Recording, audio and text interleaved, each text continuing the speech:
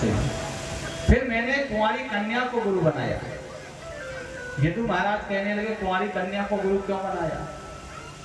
क्योंकि कुंवारी कन्या को मैंने गुरु इसलिए बनाया, कन्या जब पिता के घर होती है तो पिता की लाज बचाती है। एक कन्या को देखने के लिए कुछ लोग आए तो घर में कुछ था नहीं। अब घर में कुछ नहीं था, उस कन्या ने सोचा कि ये मेहमान आए हैं और अगर हम इनका स्वागत नहीं कर पाएंगे तो हमारे पिता की लाज चली जाएगी, इज्जत दांव पर लगी है। उसने क्या किया, धान रखा था तो थोड़ा धान लिया और धान को कूट रही है। और जैसे ही वो हाथ में चूड़ा पहने थी तो चूड़े की आवाज आती है तो उसमें रस्सी बांध लेती है कि कहीं ये पता ना लग जाए मेहमानों को कि इनके घर खाने के लिए नहीं है, तो ये धान कूट रही है। तो आज एक बेटी अपने पिता की इज्जत बचाने के लिए भरपूर प्रयास करती है और जब दूसरी जगह वो ससुराल पहुंचती है तो अपने ससुराल की इज्जत बचाने के लिए भी कुछ भी करने को तैयार हो जाती है। उसी प्रकार से संत का जीवन होना चाहिए कि हमें संसार को राह दिखाना है और भगवान तक कैसे पहुंचना है, ये हमने शिक्षा कुंवारी कन्या से। फिर मैंने भृंगी कीट को बनाया। भृंगी कीट का स्वभाव होता है कि वो लक्ष्य तो बनाता है कि लेकिन लक्ष्य से वो भटक जाता है। उसका एक लक्ष्य नहीं होता, वो चाहता है कि हमको भोजन मिले लेकिन बीच से लौट आता है। तो व्यक्ति का जीवन लक्ष्यमय होना चाहिए, लक्ष्य बनाना चाहिए कि हमको ये काम करना है, तभी वो सफल हो सकता है। फिर मैंने गुरु बनाया हाथी को। अब महाराज हाथी को क्यों गुरु बनाया? हाथी जैसा जीवन जियो। एक कहावत है बुंदेलखंड में, हाथी चले बाजार कुत्ते भौंके हजार। संसार को मत देखो, संसार क्या कह रहा है। कथा सुनने के लिए आए हो, कई लोग ये कहेंगे भैया वो तो बैरागी हो गए, कथा सुन रहे लोगों के कहने में।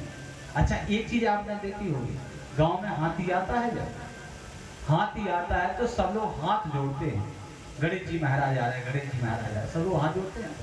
लेकिन कुत्ता क्या करे, आगे पीछे भौंकते रहते हैं।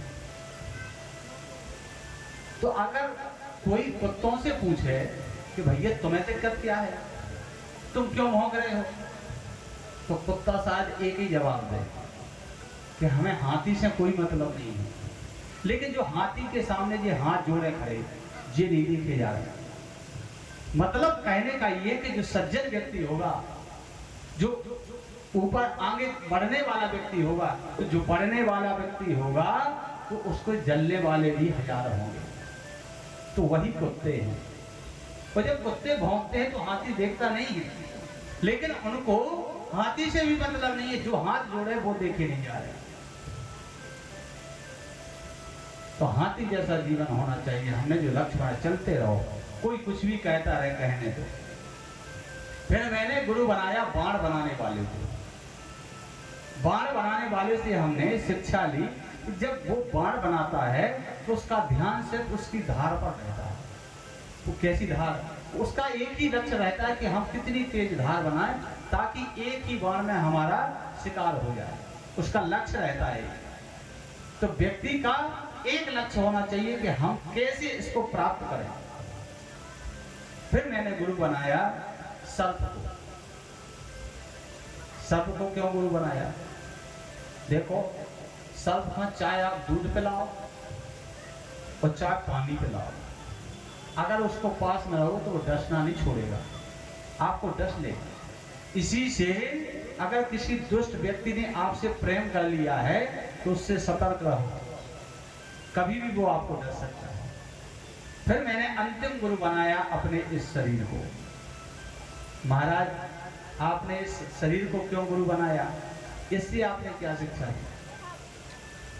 तो बोले हमने शिक्षा इससे ली कि लोग कहते हैं ये हमारा हाथ है, ये हमारा हाथ है। हाथ तुम्हारा है? बताओ।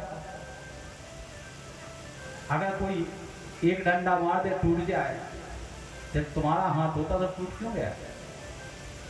लोग कहते हैं ये हमारी आंखें हैं, हमारी। अब तुम्हारी आंखें हैं तो फिर देखना बंद क्यों हो जाते हैं, अंधी क्यों हो जाते हैं? तुम्हारे जाने से पहले अंधी क्यों हो जाती है, तुम्हारा साथ क्यों छोड़ देती है। लोग कहते हैं ये क्या, ये हमारे बाल हैं, देखो कितने हमारे बाल सुंदर हैं, तो ये सफेद क्यों हो जाते हैं, झड़ क्यों जाते हैं। तुम्हारे जाने से पहले तुम्हारे शरीर के अंग तुम्हारा साथ क्यों छोड़ देते हैं। ये पैर तुम्हारा साथ छोड़ देते हैं, पूरा शरीर जब तुम्हारा साथ छोड़ देता है तो तुम्हारा है क्या। जब तुम्हारा शरीर तुम्हारा नहीं है तो संसार के लोग क्या होंगे। ये सब मोह माया है कि मैंने शरीर से शिक्षा ली। आज 24 गुरुओं की कथा सुनाई। श्री सुखदेव स्वामी कहते हैं, राजन आज आपका 7वां दिवस है और तुम्हें तक्षक सब दर्शने के लिए आ रहा है, अंतिम इच्छा बताओ, तुम्हारी इच्छा क्या है। राजा परीक्षित चरणों में गिर पड़े, बोले प्रभु जिसने ये कथा सुन ली हो उसकी क्या इच्छा रहेगी। सब कुछ समझ गया, सब कुछ जान गया, सब कुछ आपने कथा में सुना दिया। अब हमारी एक ही इच्छा है कि भगवान के चरणों की प्रीति मिल जाए, भगवान का वो प्रेम, वो वात्सल्य और वो कृपा मिल जाए, बस यही चाहते हैं। शरीर से मुझे कोई मोह नहीं रहा, शरीर भले ही भस्म हो जाए, कोई दिक्कत नहीं। आज महाराज परीक्षित सुखदेव जी को प्रणाम करते हैं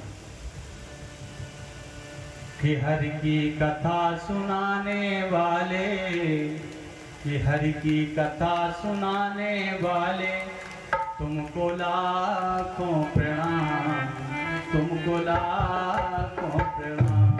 हरि की कथा सुनाने वाले, हरि की कथा सुनाने वाले, तुमको लाखों प्रणाम, तुमको लाखों।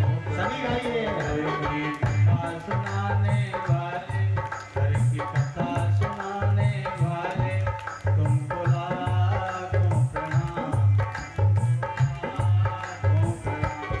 हरि की कथा सुनाने वाले, प्रभु की कथा सुनाने वाले, तुमको लाखों प्रणाम, तुमको लाखों प्रणाम।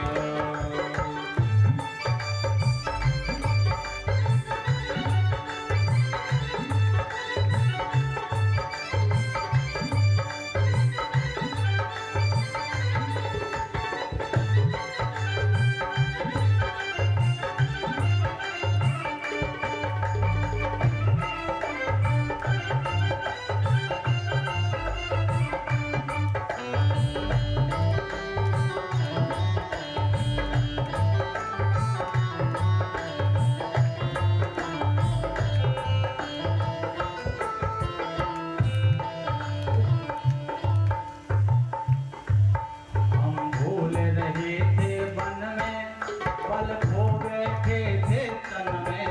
हम भूल रहे थे वन में, पल खो बैठे थे तन में। हम भूल रहे थे वन में, पल खो बैठे थे तन में।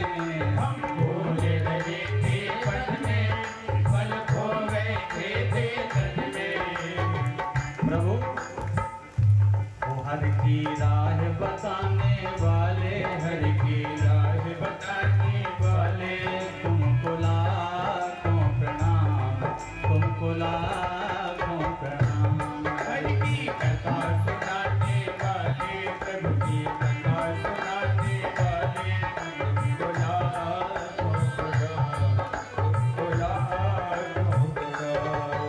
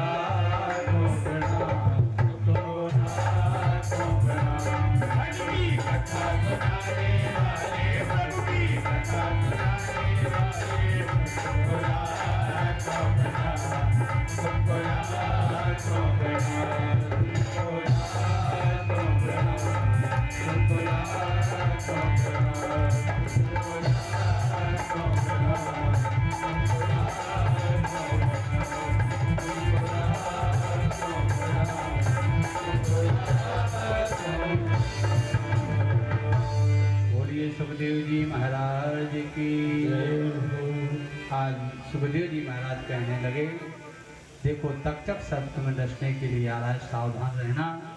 तक्षक सर्प आया, जन्मेजय ने अपने पिता के शरीर की रक्षा करने के लिए कश्यप नाम के एक ब्राह्मण को औषधि देने के लिए भेजा, लेकिन कच्छप ने ब्राह्मण का रूप धारण करके और कश्यप नाम के उस वैद्य को कुछ धन दे दिया, जिससे उसको वापस कर दिया। और तक्षक सर्प गया, राजा के शरीर का स्पर्श किया और परीक्षित का शरीर जल करके राख हो गया। परीक्षित जी महाराज भगवान के चरणों में सदा के लिए लीन हो गए। बंधुओं, आप लोगों ने ये 7 दिन तक कथा को सुना, हम आपके भारी आभारी और ऋणी हैं। आपने इतनी संख्या में आकर के भगवान की अमृतमयी कथा को सुना, तो हमारा ये आपसे कहना है कि कथा सुना वो तो ठीक है, लेकिन कथा के माध्यम से जो इस कथा के माध्यम से आपने सुना उसको जीवन में उतारिए। देखो, कथा सुनना एक अलग है और जीवन में उतारना अलग है। तो सिर्फ सुनना ही नहीं, हमको जीवन में उतारना है। भगवान कृष्ण की कथा हमें मरना सिखाती है, भगवान राम की कथा हमको जीना सिखाती है। बस यही भाव लेते हुए आइए, जाते समय आप लोगों के बीच एक विदाई गीत, इसके बाद भगवान की मंगलमयी आरती। आप लोगों से कहना है कि पन्ना निवासी तुम सदा